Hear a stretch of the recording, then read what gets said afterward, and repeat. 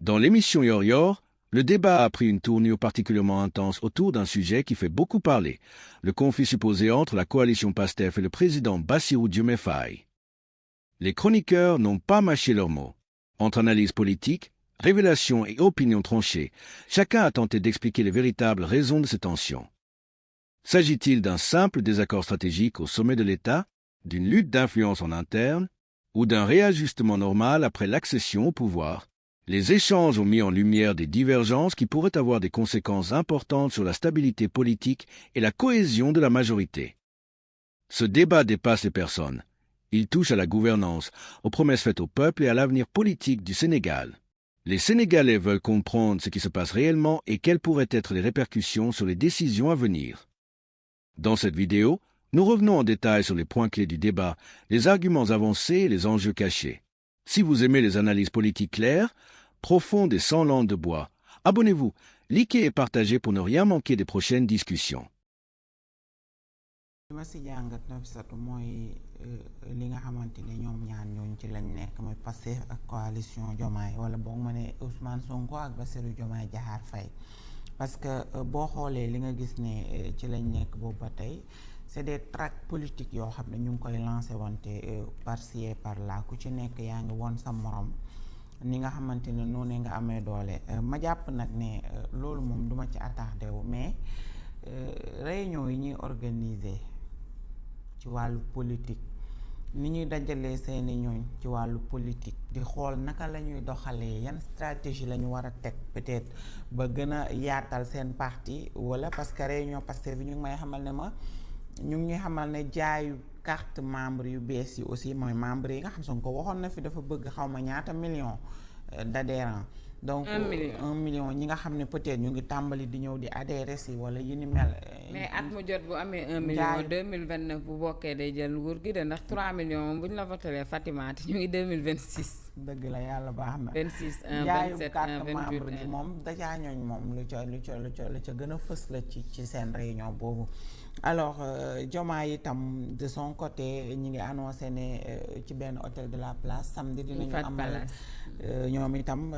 ni ñuy organiser woo gën a defarwaat ak yi ni mel ma jàpp ne loolu noonu yëpp ñoom ñaar ñooñu ñëpp kii mooy suñu président de la république kii mooy suñu premier ministre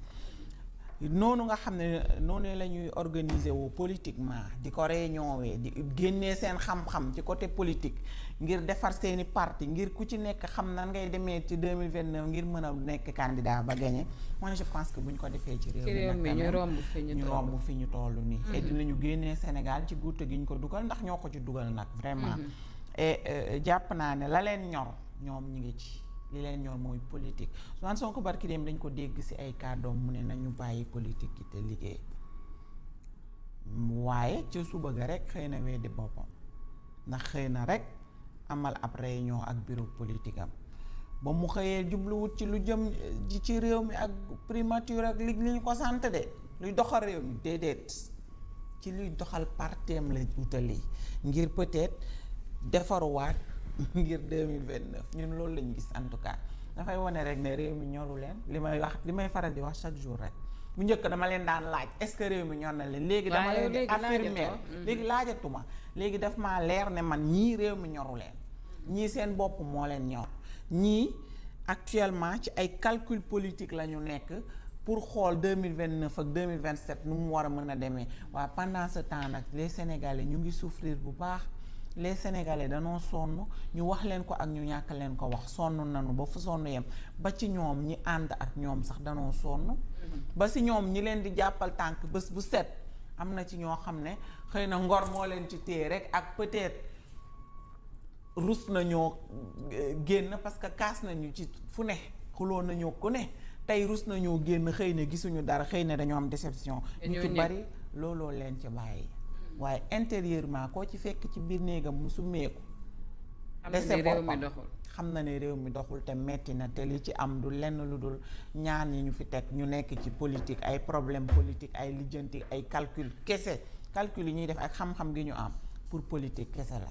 xam-xamu Ousmane Sonko pour politique kese la ndaxte bu leen fàtte opposant la fi woon yamu fi daan wax ay accusation ay solution yu mu daan jox ñu am yaakaar lool ci moom Sénégal yëpp wala boog ñi si ëpp yaakaar ne kii moo yor la solution dama daan gis bu ñu defee photo def ci suuf la solution tey nag mooy le problème. Solution bi soppaliku na usu la solution tey usu le problème la ñu koy tuddee. Solution bi mu am daal mooy politique kese amul beneen solution bu dul politique et vraiment jot na nag ñu wax leen dëgg de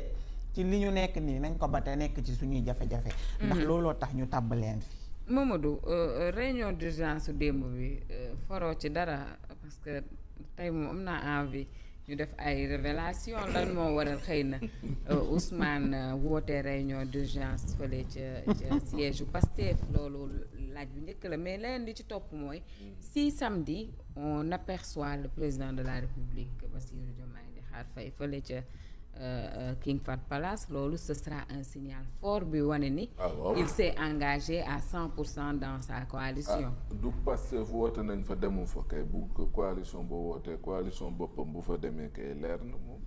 nii la ànd kon kay. mais kon pourquoi muy recevoir nag dirigeant Pastef waa Pastef yi ñoo la gën a xam ne Bassirou mi àndut ak ñoom. mais pourquoi il reçoit alors en ndogu 2 fois successif.